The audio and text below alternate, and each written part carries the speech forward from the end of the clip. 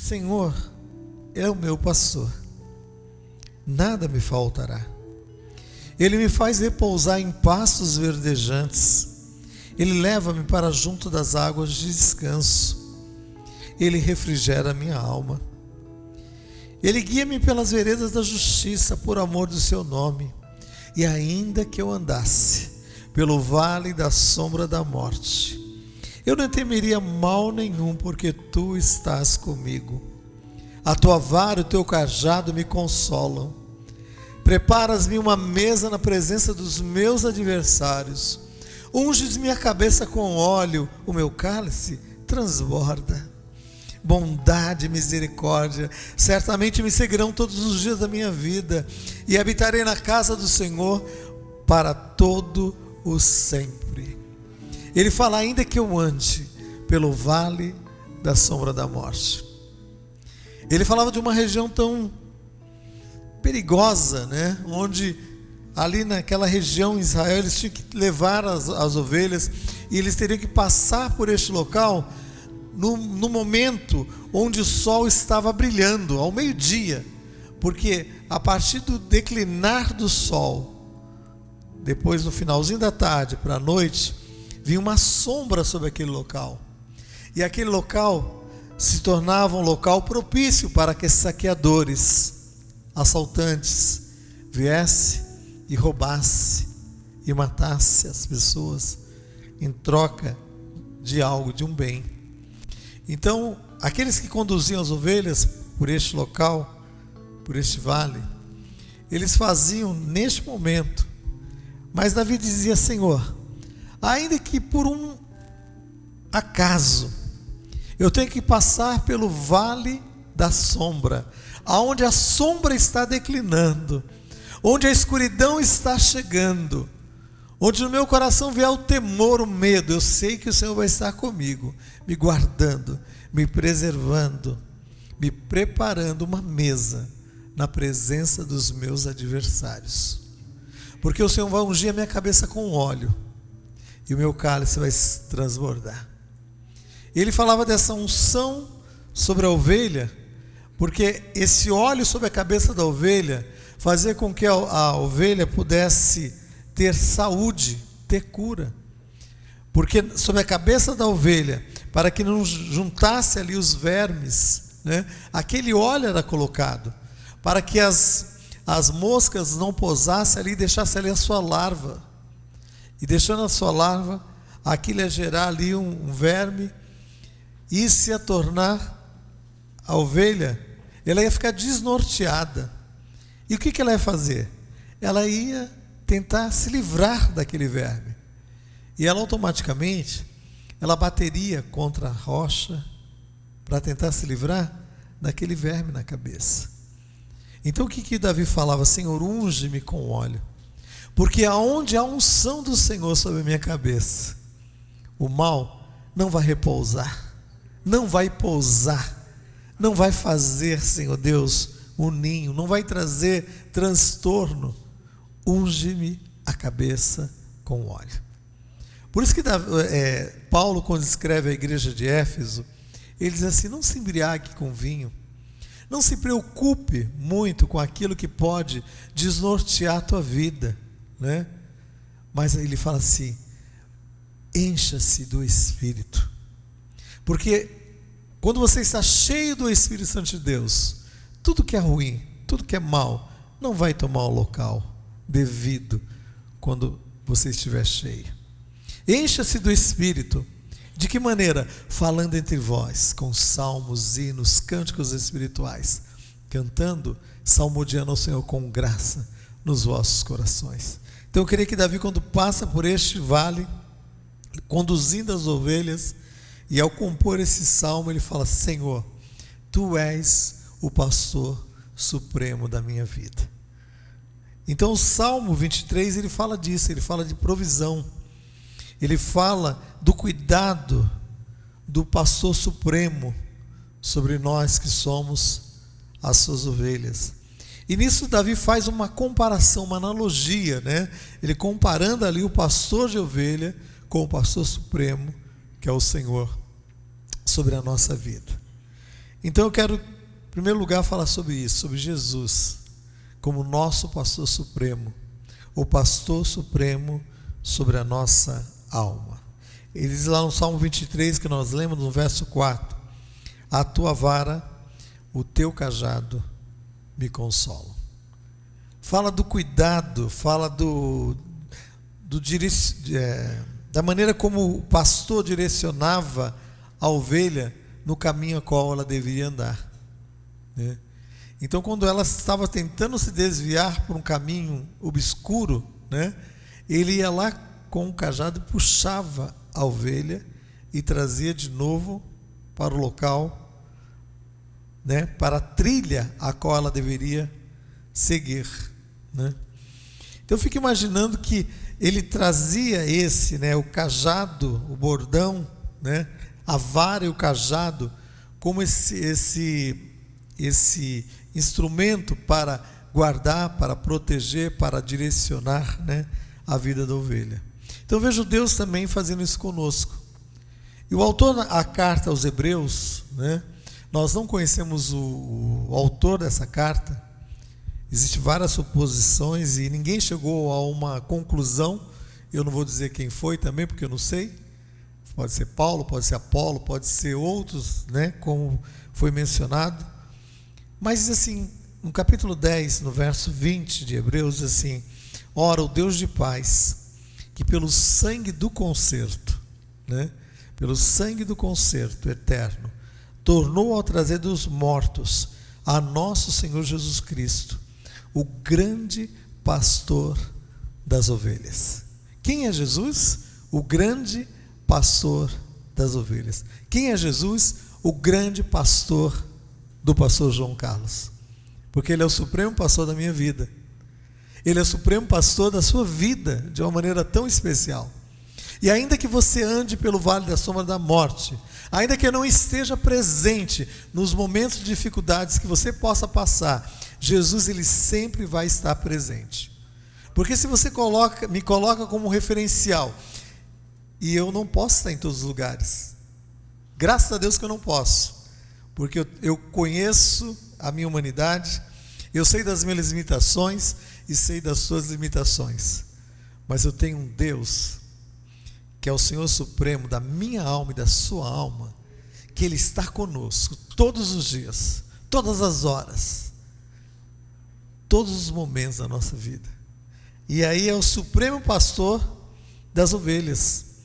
O autor da carta aos Hebreus diz isso, que Ele, pelo sangue do concerto eterno, esse sangue do concerto eterno, né, que foi consumado ali na cruz do Calvário, naquele ato, quando Jesus é crucificado ali, é derramado o seu sangue ali, como algo visível a todos, né? Como um marco na história da igreja. Diz a palavra de Deus, que antes da fundação do mundo, o Cordeiro que foi morto antes da fundação do mundo. Já imaginou isso? Antes de Adão pecar, antes de Eva pecar, o Cordeiro já havia sido morto.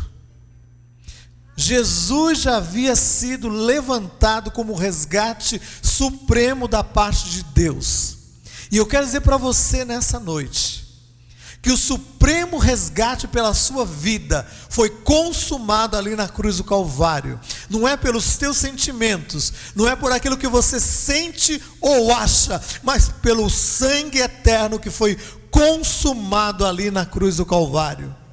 E isso nos dá livre acesso à presença dele, em nome de Jesus. Por isso entramos com ousadia diante do Santo do Santo, não através de sangue de bodes ou de sangue de outro animal, mas pelo sangue do Filho eterno de Deus, que foi derramado ali na cruz do Calvário, mas que foi proposto por Deus antes da fundação do mundo. Amém? Então eu quero que você tenha isso no seu coração. O supremo pastor da sua alma está com você no vale, nas montanhas, nos lugares planos, nas dificuldades ou no momento de bonança. Mas ele diz assim: ainda que eu ande pelo vale da sombra da morte, o grande pastor, o supremo pastor da minha alma vai estar presente. E no livro de João, no capítulo 10, o autor do Evangelho de João relata a respeito deste supremo pastor. Ele diz assim: disse-lhe Jesus mesmo se autoproclamando como pastor supremo. Ele diz assim: e disse-lhe Jesus: eu sou o bom pastor. O bom pastor dá vida pelas suas ovelhas. E ele continua dizendo no verso 14, de João 10, 14: eu sou o bom pastor e conheço as minhas ovelhas, e as minhas ovelhas me conhecem. Já imaginou isso? Jesus te conhece, você conhece a Jesus. Então, quando nós dizemos com autoridade que nós conhecemos a Jesus, que nós falamos com Jesus, não é um sentimentalismo piegas, não, é uma realidade viva. É uma realidade viva. Podemos falar com Deus, podemos ouvir a sua voz, podemos ser direcionados por Ele a cada momento. Isso faz com que a cada culto seja um momento de celebração, de louvor em nome de Jesus. Por que está abatido a minha alma?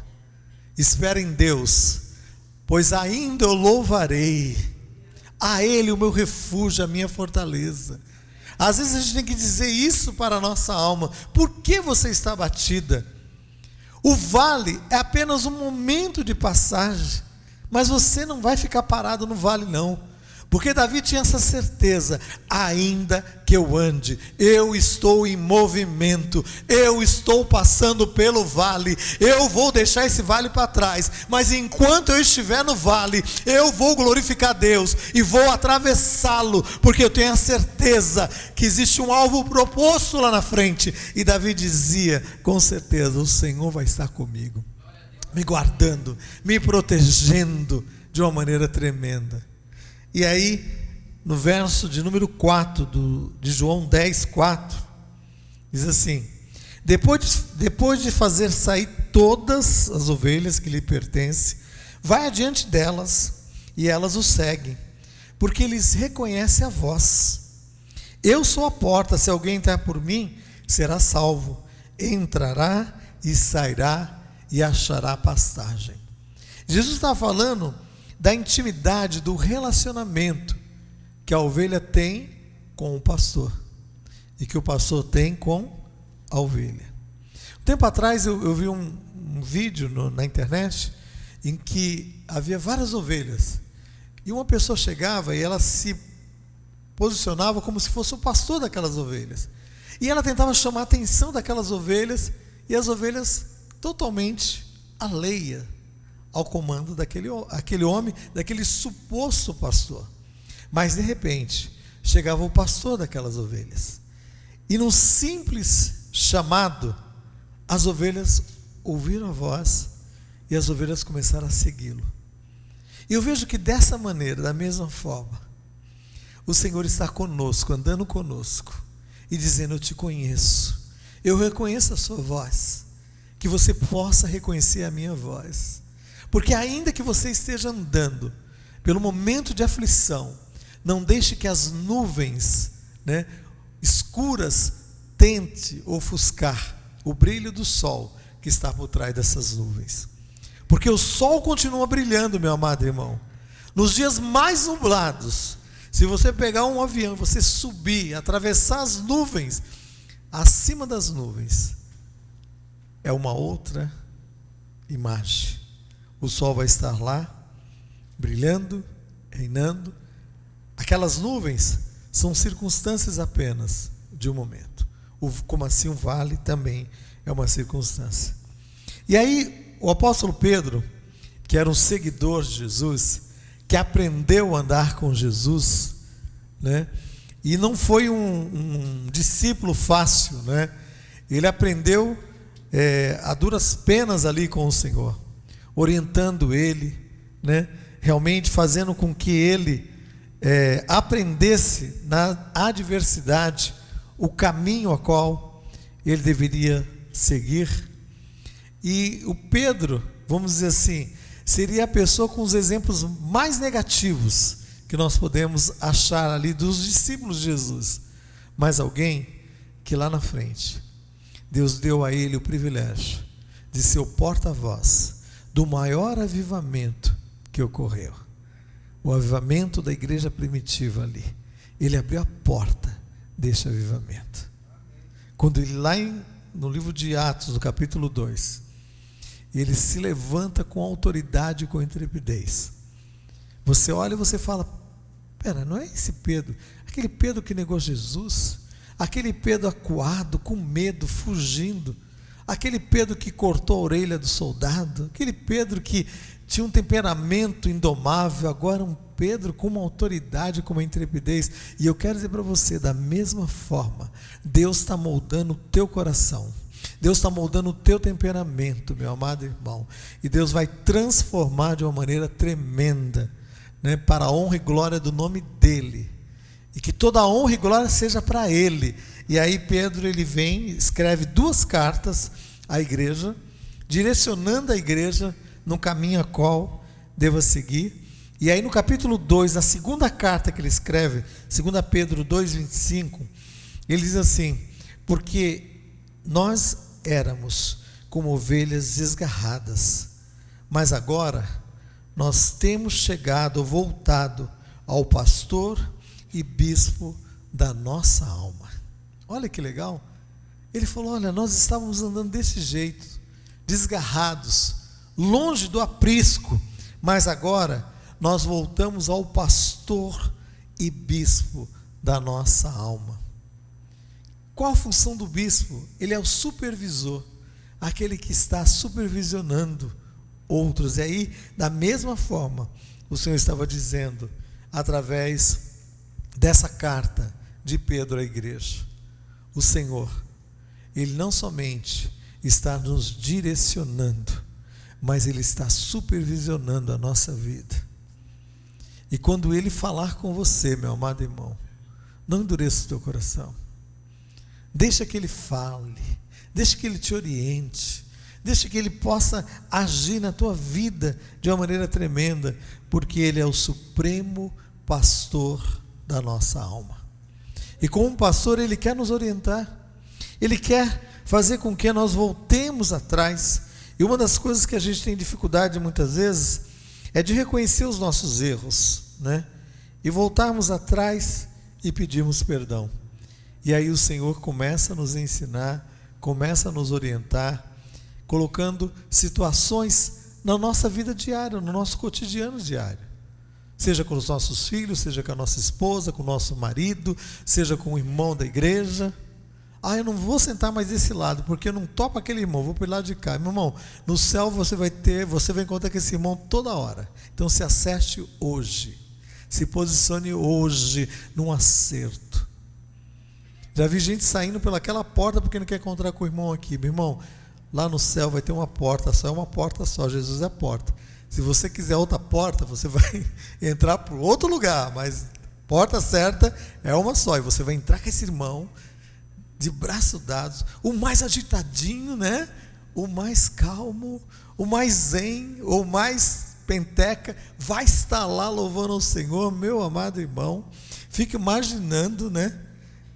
Os irmãos ali, como o pastor Natalino disse, né? 3, que ele falou domingo, né? Ele falou assim, vai ter 3 surpresas. Você aqui, né? A pessoa que ele nem imaginava estava lá, né? Aquele que ele imaginava que estaria lá, não vai estar, né? E tem uma terceira que eu não lembro, vou perguntar para ele. Ele falou 3, eu não só ouvi ele falando assim. Então eu quero que você entenda que Deus, Ele quer nos orientar a cada momento da nossa vida, né? Então a segunda coisa que eu vejo é que Jesus, Ele quer nos guiar pelo meio dos vales.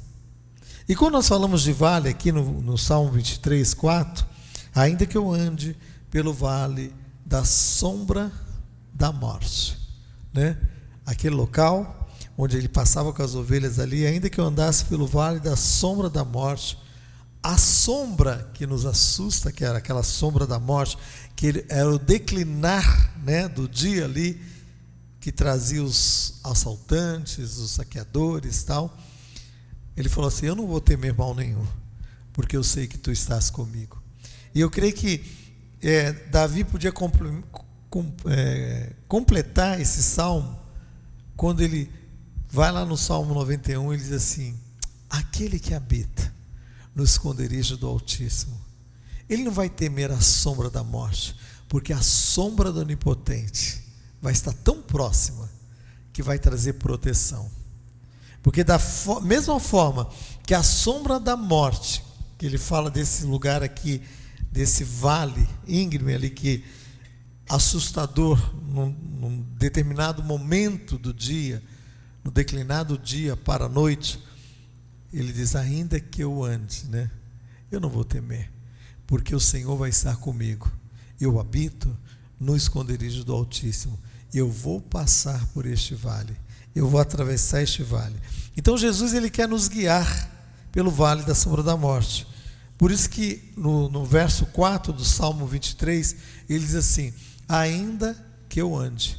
Fala em movimento, fala no estar em movimento, né?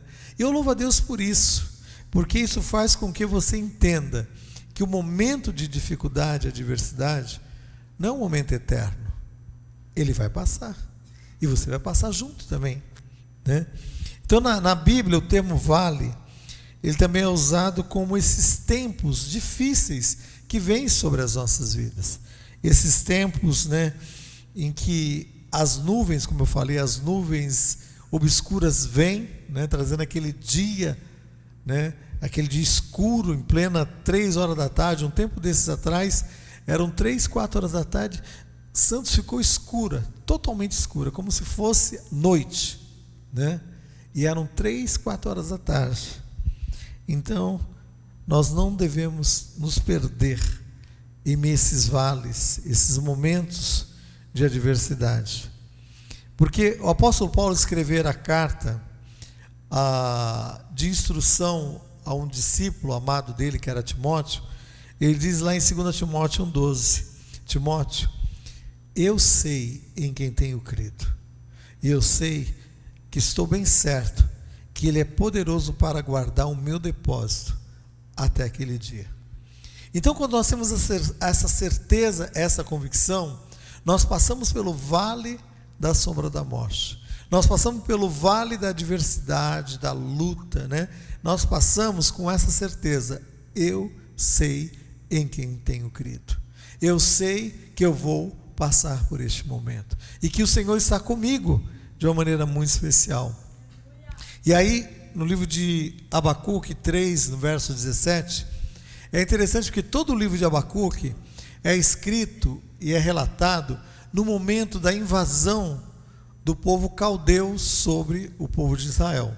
E quem era esse povo caldeu? Eram os babilônios, que vinha e veio sobre o povo de Israel e os levou ao cativeiro. Então imagina que quando Abacuque está escrevendo este livro, ele está escrevendo no momento em que havia uma crise política, uma crise tremenda na nação. E aí ele diz assim, ele recebe uma instrução da parte de Deus, no capítulo 2 de Abacuque, não precisa abrir, diz lá, Deus fala assim: escreve a visão, escreve em tábuas e coloca a visão de uma maneira muito clara, para que aqueles que possam passar correndo, eles possam lê-la. Fica imaginando um outdoor, né, bem alto, escrito, e aí as pessoas lendo, né? Era mais ou menos isso que Deus estava falando com Abacuque.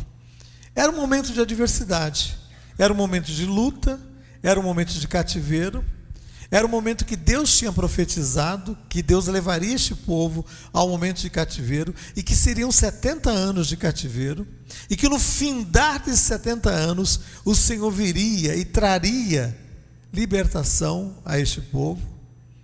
Deus tinha falado também que Deus levantaria um rei, e Deus deu o nome do rei, né? 200 anos antes do rei ser gerado, né? O rei Ciro é alvo de uma profecia da parte de Deus. E Deus diz assim: eu levantarei Ciro, o meu servo, e ele vai trazer resposta, ele vai trazer libertação a este povo. Então Deus não está falando apenas do cativeiro, Deus está falando do momento da libertação lá, através de um rei persa, que Deus levantaria depois, quando findasse todo o período do reino babilônico. Vem o reino medo-persa, depois desse reino medo-persa vem o reino grego, e depois vem o reino romano. Então Deus já tinha visto a história por completo, como Deus vê a tua história de uma maneira plena e completa. Então aí Deus fala para Timóteo isso: eu sei, Timóteo, você tem que ter a certeza do que você crê, para que na hora da dificuldade você possa viver sob a base dessas promessas, a base dessas promessas que é para a sua vida. E aí, quando ele escreve, através do profeta Abacuque, que está vivendo um momento de cativeiro, um momento de dificuldade, Deus fala: Abacuque, escreve aí. E aí ele começa a escrever no capítulo 3, no verso 17. Ele diz assim: ainda que a figueira não floresça, ainda que não haja fruto na vide, ainda que o produto da oliveira minta, todavia, eu continuarei firme, confiando no Senhor. Falando de todas as circunstâncias adversas, mas falando do Deus presente em todas elas. Aí Paulo, ao escrever a igreja, e Paulo escreve a igreja de Roma, uma igreja que ele orienta, ele escreve uma carta, que é a carta mais doutrinária de Paulo, e ele escreve a uma igreja que ele não conhecia ainda, mas ele dá as bases de toda a vida cristã a essa igreja. E no capítulo 8, ele escreve algo de tremendo a essa igreja, em Romanos 8, no verso 18, ele diz assim: porque para mim tenho por certo, que as aflições do tempo presente não são para comparar com a glória a ser revelada. Então Paulo está escrevendo essa igreja de Roma, essa igreja, que a igreja em si estava passando por momentos de aflição, um momento de lutas. Muitas pessoas estavam sendo mortas, muitas pessoas estavam sendo levadas, ao Coliseu para serem mortos. E aí Paulo escreve: porque eu tenho por certo isso, que essas aflições que eu tenho passado não são para comparar com a glória a ser revelada. E ele escreve esse capítulo 8 de Romanos, e ele escreve algo de tremendo. Ele diz assim: porque nem a morte, nem a vida, nem anjos, nem principados, nem o presente, nem o porvir, nada poderá nos separar do amor de Cristo, do amor de Deus que está em Cristo Jesus. Nada, nada, nem o presente que você está vivendo, nem aquilo que é incerto, o futuro, nada pode nos separar do amor de Deus, porque Deus tem um controle sobre toda e qualquer situação. E aí ele escreve isso, o apóstolo Paulo. Então ele fala desses momentos de adversidades, esses momentos, de vales. E eu quero falar de 3 vales pelos quais podemos passar, pelo qual alguns personagens bíblicos passaram também por esses vales. Eu gostaria que você abrisse lá em Ezequiel, no capítulo 37, e eu quero falar deste primeiro vale, que é o vale de ossos secos. Ezequiel 37, no verso 1 e 2, diz assim: e me pôs no meio de um vale que estava cheio de ossos, e me fez andar ao redor deles, e eis que eram muito numerosos sobre a face do vale, e eram sequíssimos, Então existe um momento das nossas vidas em que nós vamos estar passando por este momento, por este vale de ossos secos, esse vale de sequidão tremenda, este vale em que você ora e muitas vezes você não sente que está sendo ouvido, onde você anda e parece que você não saiu do lugar, que você dorme e parece que não descansa. Então ele diz assim, existe esse momento, né, que é este vale onde o profeta Ezequiel foi conduzido pelo Senhor. O Senhor o leva até um local, que podemos dizer assim, um grande cemitério exposto, né, de ossos ali. E ele diz assim: e me pôs no meio deste vale e pediu para que eu andasse no meio destes ossos. Então, neste momento de sequidão, neste momento de adversidades, de circunstâncias tão terríveis, o que Deus quer que nós façamos? Ele quer que nós continuemos a andar. E me fez andar. E Ele te faz andar. E Ele te faz levantar.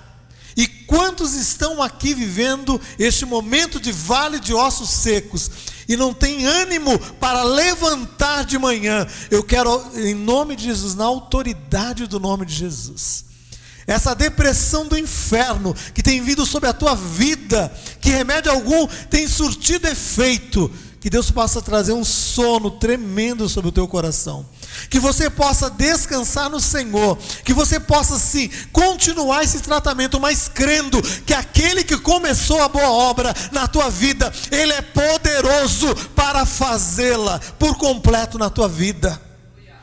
Que o Senhor possa vir sobre o teu coração, e esse pensamento acelerado que tem vindo sobre a tua mente, descansa no Senhor, espera nele,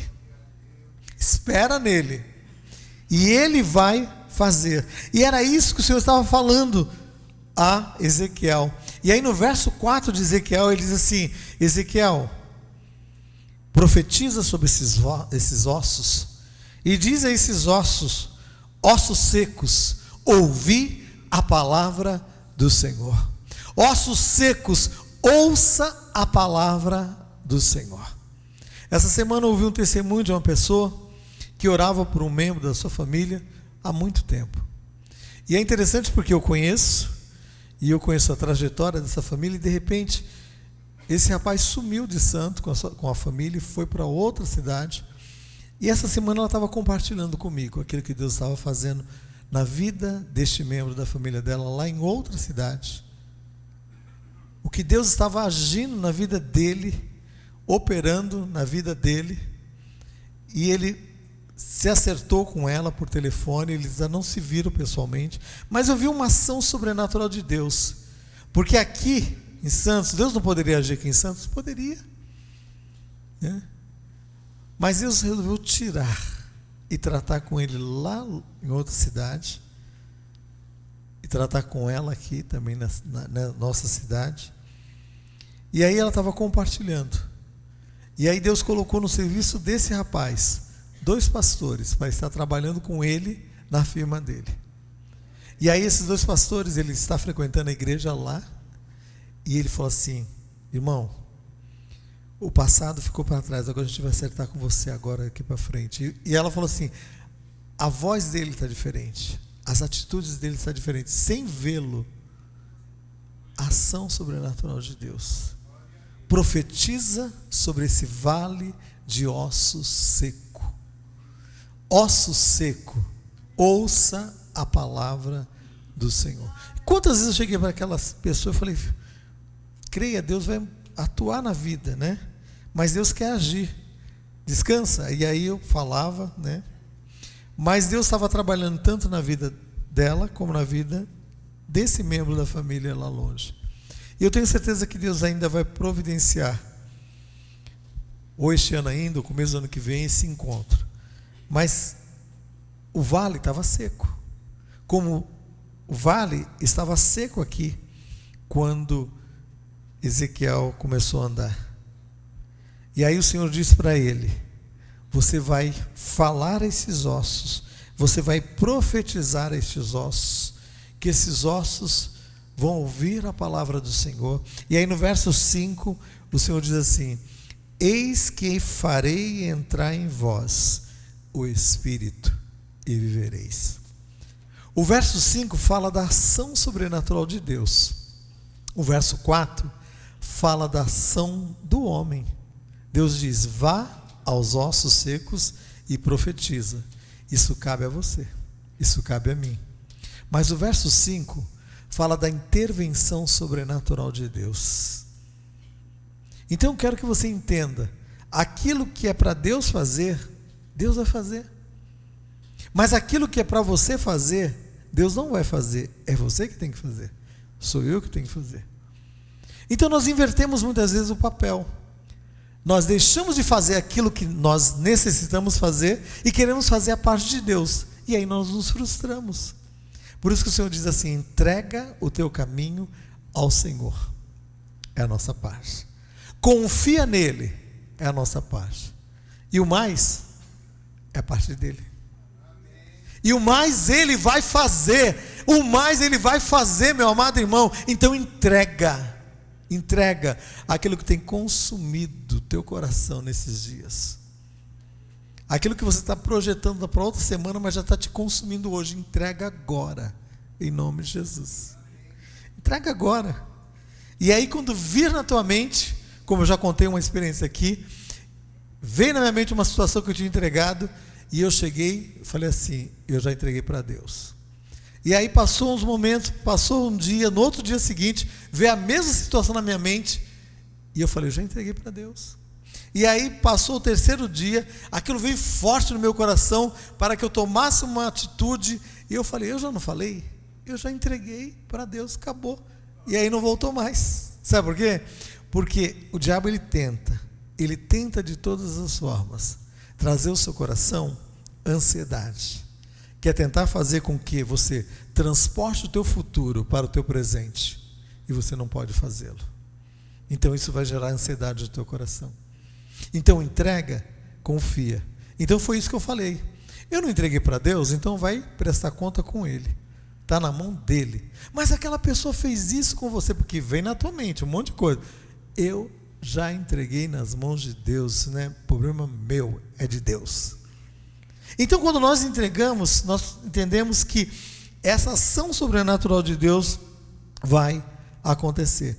E foi isso que aconteceu no Ezequiel 37, no verso 10, quando ele profetiza, diz assim, no verso 10 a 14: profetizei como ele me ordenou, ser obediente, amém? Profetizei como ele me ordenou, e então o Espírito entrou neles, e viveram, e se puseram em pé, um exército grande e extremo. Então me disse: filho do homem, esses ossos são a casa de Israel. Eis que dizem: os nossos ossos se secaram, e pereceu a nossa esperança. Portanto, profetiza e dize-lhes: assim diz o Senhor: eis que abrirei as vossas sepulturas, e vos farei sair dela, e saberei que eu sou o Senhor, e poreis em vós o meu espírito, e vivereis. É a ação sobrenatural de Deus. Então entra no teu quarto e ore com autoridade por essa causa, que aos teus olhos é uma causa impossível. Ore com autoridade. Senhor, eu quero entregar essa causa diante do Senhor, porque eu creio na ação sobrenatural de Deus sobre essa situação. Seja uma causa jurídica, seja uma causa espiritual, seja uma causa sentimental, não importa, entrega a Deus, apresente diante de Deus. E foi isso que Ezequiel fez. Eu profetizei, eu fiz como Deus deu ordem, eu fui obediente. Então quando ele faz isso, ele desencadeia uma ação sobrenatural de Deus. Então quando você obedece, você desencadeia no mundo espiritual uma ação sobrenatural sobre a tua vida, uma ação sobrenatural sobre o teu lar, uma ação sobrenatural sobre a tua casa. O sangue da aliança, ele é aspergido sobre os umbrais da tua casa. Não precisa matar um bicho e colocar ali o sangue, não, Senhor. Eu vou declarar a minha casa como um local, morada do Senhor Deus, morada do Senhor Deus, morada do Senhor, Senhor. O sangue da aliança está aspergido sobre esses umbrais, Senhor. Que a ação sobrenatural de Deus esteja sobre este local e sobre a vida daqueles que habitam aqui, em nome de Jesus. Profetiza sobre este local. E quando ele fez, começou a haver algo sobrenatural. Começou a haver um mover sobrenatural. Aqueles ossos começaram a ter carne, começaram a ter músculos e começaram a tomar uma forma. E aí o Espírito veio sobre aqueles que já não eram mais ossos. E aí algo sobrenatural. Eu profetizo sobre a sua vida um tempo de restauração, um tempo de uma profunda cura sobre a tua vida, sobre o teu lar, em nome de Jesus. Eu profetizo esse tempo de um mover sobrenatural sobre a tua vida, um derramado do Espírito Santo sobre a tua vida, como nunca houve, uma ação sobrenatural sobre a tua vida, em nome de Jesus. Mas existe um outro vale, que é o vale de lágrimas, lá em Salmos 84, no verso 5 e 6, diz assim: bem-aventurado o homem cuja força está em ti, e cujo coração estão os caminhos aplanados, o qual, passando pelo vale de Baca, faz dele um manancial de bênçãos, cobre as primeiras chuvas. Baca é uma planta de bálsamo, que ela sobrevive em condições bem adversas, em relação ao local onde ela está plantada. Então é uma planta que vive em condições de sequidão, Então ela produz esse bálsamo, Então o vale de Baca, ele é conhecido também como o vale de lágrimas. Era um lugar onde as condições de sobrevivência eram escassas. Então o Senhor diz assim: o qual, passando pelo vale de Baca, ou pelo vale de lágrimas, faz dele um manancial, e de bênçãos o Senhor cobre aquele local com as primeiras chuvas. Então o Salmo 30, ele diz algo muito claro, quando diz assim, que o choro, esse momento de lágrima, esse momento de colocar o teu coração diante do Senhor, ele pode durar uma noite, mas o Senhor seca essas lágrimas, porque a palavra de Deus diz assim: mas a alegria, ela virá pela manhã. Ela virá pela manhã. Então, ainda que você passe pelo vale de Baca, o vale de lágrimas, o vale da sequidão aí, Deus vai tornar um manancial, cujas águas nunca faltam, E a palavra de Deus diz assim: o homem cuja força está em ti. A força nossa para ultrapassar cada um desses vales tem que estar no Senhor. Tem que estar no Senhor a cada momento. E aí 2 Coríntios capítulo 4, no verso 14, ele diz assim, que a nossa leve e momentânea tribulação produz em nós um peso de glória, não tentando nós para as coisas que se veem, porque as coisas que se veem, elas são temporais, mas as que não se veem, elas são eternas. Amém? Então olhe para aquilo que você não pode ver, olhando para as coisas que são eternas, olhando pelos olhos da fé. Ora, a fé é o firme fundamento das coisas que nós esperamos. E aí eu fico imaginando que nesse vale de Baca, ou nesse vale de lágrima, também será um vale de cura também, um vale da ação sobrenatural de Deus. Lá em Jeremias, no capítulo 8, no verso 22, ele fala de um local chamado Gileade. Gileade possuía uma grande plantação, de uma planta balsâmica que trazia cura às vidas. E aí a palavra de Deus diz assim, no capítulo 8, no verso 22, acaso não há bálsamo em Gileade? Ou não há médico? Por que, pois, não se realizou a cura à filha do meu povo? O Senhor estava falando que aquele povo estava buscando em lugares errados a cura, que naquele local o Senhor estava provendo a cura, a restauração àquele povo. E aí em Romanos capítulo 8, no verso 18,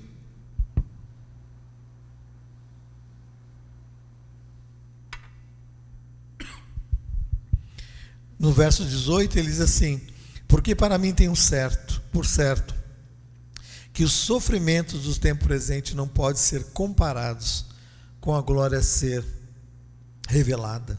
E aí no verso 35 de Romanos 8, 35 e 37 a 38 diz assim: quem nos separará do amor de Cristo? Será que é a tribulação? Será que é a angústia? Ou a perseguição? A fome? A nudez? Ou o perigo? Ou a espada? Em todas essas coisas, porém, somos mais do que vencedores, por meio daquele que nos amou. Porque estou certo de que nem a morte, nem a vida, nem anjos, nem potestades, nem as coisas do presente, nem do porvir, poderão nos separar do amor de Deus. E aí, ele diz mais, o apóstolo Paulo, escrevendo à igreja: por isso nós não desanimamos, lá em 2 Coríntios 4,16, por isso não desanimamos, mesmo que o nosso homem exterior se corrompa, contudo, o nosso homem interior, ele se renova de dia em dia. Ele fala daquilo que nós vemos, o nosso físico, ainda que venham as dores, as dificuldades, né? Ou a velhice em si, por causa que nós estamos caminhando, né, para isso, mas nós somos eternos, e a nossa vida não finda neste local, nós somos eternos em Cristo Jesus. E aí ele diz assim: por isso não desanimamos, ainda que as situações adversas venham sobre as nossas vidas, de uma forma exterior, o nosso homem interior, ele se renova de dia em dia. E o diabo tenta sempre nos prender no nosso passado, para que nós não vivamos o nosso presente. Eu já falei isso aqui.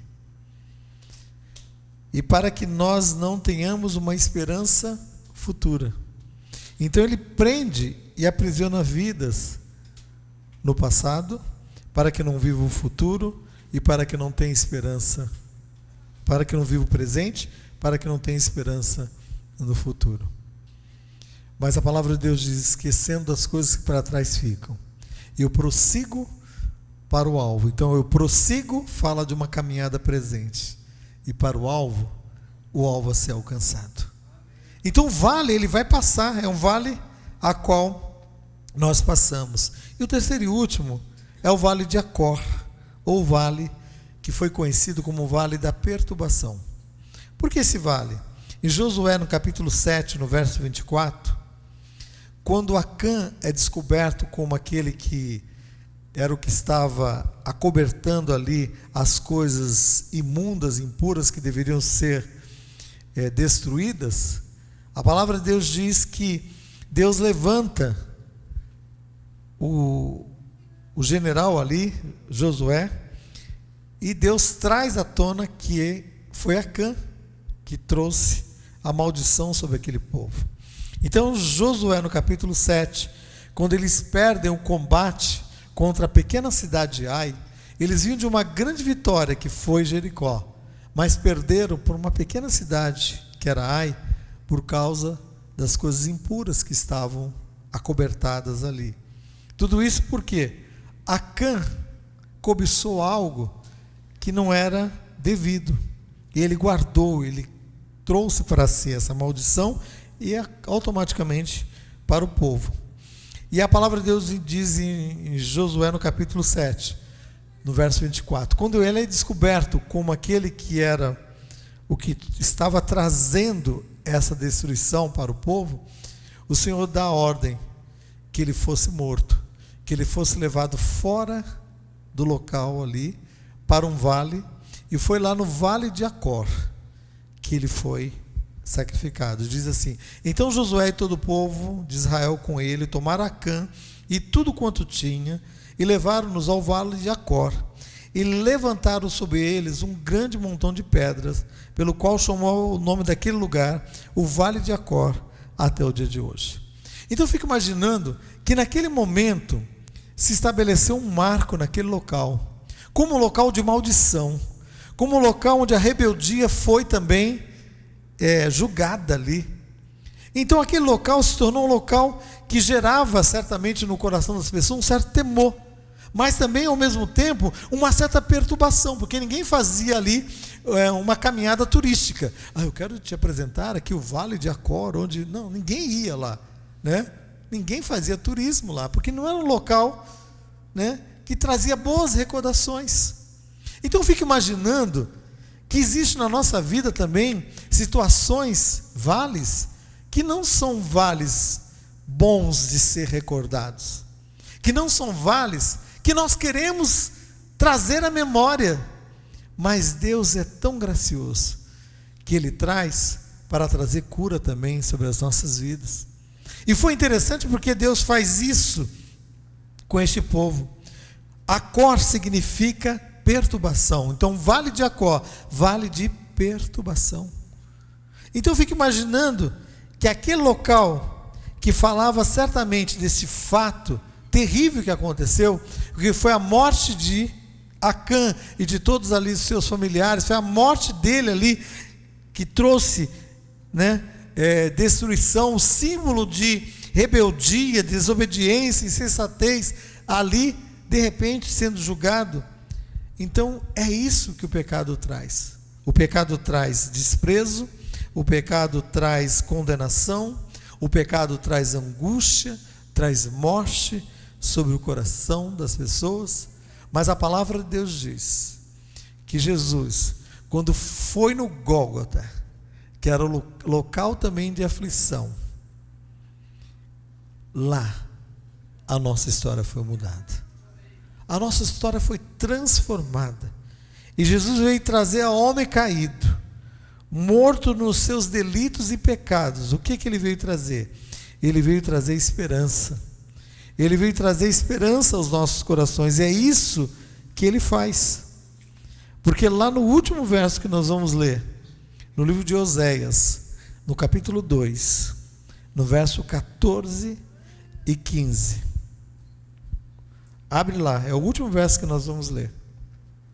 Diz assim: portanto, eis que eu a atrairei e a levarei para o deserto, e lhe falarei ao coração, e lhe darei as suas vinhas dali, e o vale de Acor por porta de esperança, e ali cantará, como nos dias da sua mocidade, e como no dia em que subiu do Egito. O vale de Acor, que era um vale conhecido como o vale da perturbação, da aflição, Deus estava ali prometendo um novo tempo, um tempo que seria um lugar com uma porta de esperança. Então isso que aflige o teu coração, alguma coisa que está perturbando o teu coração, coloca diante do Senhor.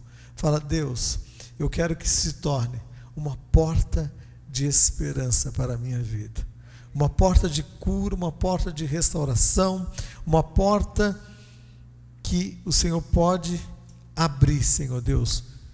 E quando nós falamos de porta, nós falamos de um acesso, não é um acesso novo que vai se abrir sobre a tua vida, sobre o teu lar, sobre a tua casa, uma porta de esperança. Então Deus prometeu estabelecer este novo tempo. Eu não sei qual o vale que você está passando, se é o vale seco, se é o vale da sombra da morte, ou se é o vale de Acor, ou se é o vale de lágrimas, eu não sei, mas o Senhor quer tornar uma porta de esperança, um marco na tua vida e na tua história. Eu quero orar com você, eu quero apresentar diante do Senhor a tua vida. Eu não sei como é que você entrou aqui nessa noite, eu não sei como o seu coração chegou, mas eu quero dizer para você que ele pode sair transformado. E se é com você que Deus falou, fique em pé no seu lugar, eu quero orar com você. Eu quero finalizar este culto orando por você. E você ficou em pé, vem aqui à frente, nós vamos orar. Nós vamos entregar diante do Senhor este vale, este momento que você está passando. Eu quero dizer para você É um vale que você está passando. Você não vai ficar nele, porque ainda que eu ande, talvez você esteja sem forças para andar. Eu quero que você fale com Deus nessa hora. Eu quero que você peça ao Senhor que Ele te ajude a ultrapassar. É um vale que a sombra tem te assustado, tem trazido temor, medo ao teu coração. Mas o Senhor diz: aquele que habita no meu esconderijo pode descansar. E o Senhor quer trazer descanso sobre a sua vida nessa noite. Descansar à sombra do Onipotente. Porque o vale é apenas uma passagem. Você não vai ficar. Mas que seja um ano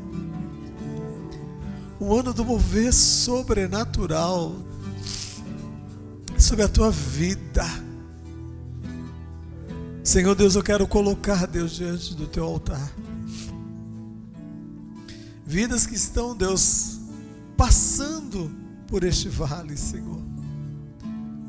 Talvez seja um vale de lágrimas, um vale árido, seco, um vale, Senhor Deus, que tem perturbado os corações. Mas Deus é na autoridade do nome de Jesus. Eu peço um tempo novo, Senhor. Um tempo novo sobre essa vida, Senhor. Um tempo novo, Senhor Deus, sobre este coração, Senhor. Um tempo novo, Senhor, sobre este lar, Senhor.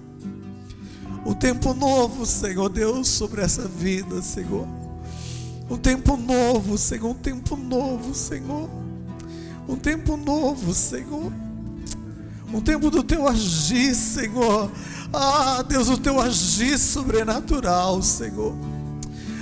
Deus, operando com poder e com autoridade, Senhor. Porque operando, Deus, o Senhor, ninguém tem o poder de impedir, Senhor. Ninguém tem o poder de impedir, Senhor. Deus, opera sobre essa vida. Opera sobre este coração, Senhor. É um vale, Senhor Deus, que tem tentado, Deus, tragar a força, Senhor. Mas Deus, é na autoridade do nome de Jesus, Senhor. Um tempo novo, Senhor. Um tempo novo, Senhor. Um tempo novo, Senhor. Um tempo do agir do teu Espírito. Um tempo do agir do teu Espírito, Senhor. Com poder e com autoridade, Senhor. Sobre vidas neste local, Senhor. Porque eu creio que operando, Senhor, ninguém tem o poder de impedir, Senhor. Age com poder e com autoridade, Deus. Age com poder e com autoridade, Senhor. Que seja um tempo novo, Senhor. Um tempo do teu agir, Senhor. Deus, colhe as lágrimas. Aquilo que está, Deus amado, sendo apresentado, Deus, diante do teu altar, Deus. Age com poder e com autoridade, Deus. Seja um tempo de cura, seja um tempo de restauração, Senhor. Seja um tempo do mover do teu Espírito, Deus amado. Seja um tempo de renovo, Senhor. Seja um tempo do agir do teu Espírito, Senhor. Onde nós não vemos, Senhor, que o Senhor haja, Senhor, que o Senhor opere com poder e com autoridade, que cadeias sejam quebradas, que grilhões sejam quebrados, Deus, e na autoridade do nome de Jesus, Senhor, algo novo aconteça, que ainda que eu ande pelo vale da sombra da morte, Deus, dê forças a esta vida, Deus, para andar, para prosseguir, Senhor, para prosseguir com autoridade e com poder, Senhor, em nome de Jesus, Senhor. Que seja um tempo novo, Senhor, seja um tempo novo, Senhor. Nós te agradecemos, Deus, nós te louvamos, Deus, Em nome de Jesus, Senhor. Em nome de Jesus, Senhor Deus. Ah, Deus, em nome de Jesus. Vive, Senhor. Que você nessa noite possa entregar diante do Senhor. Que aquele que começou a boa obra na sua vida, nessa situação que você apresentou, eu não sei qual vale que você está passando, eu não sei qual momento que você está passando, mas o Senhor, o supremo pastor da tua alma, Ele sabe, Ele vai contigo, Ele te acalenta no momento certo, Ele te embala no momento certo, e quando você acha que está sozinho, sem ninguém próximo, Ele está do teu lado, Ele está caminhando com você, e se for preciso, Ele te carrega no colo. Quantas vezes Ele já te carregou no colo? Já te deu força para prosseguir. Ele começa algo novo na sua vida. Esse vale é apenas uma passagem, um momento de passagem. Amém? Deus abençoe a sua vida.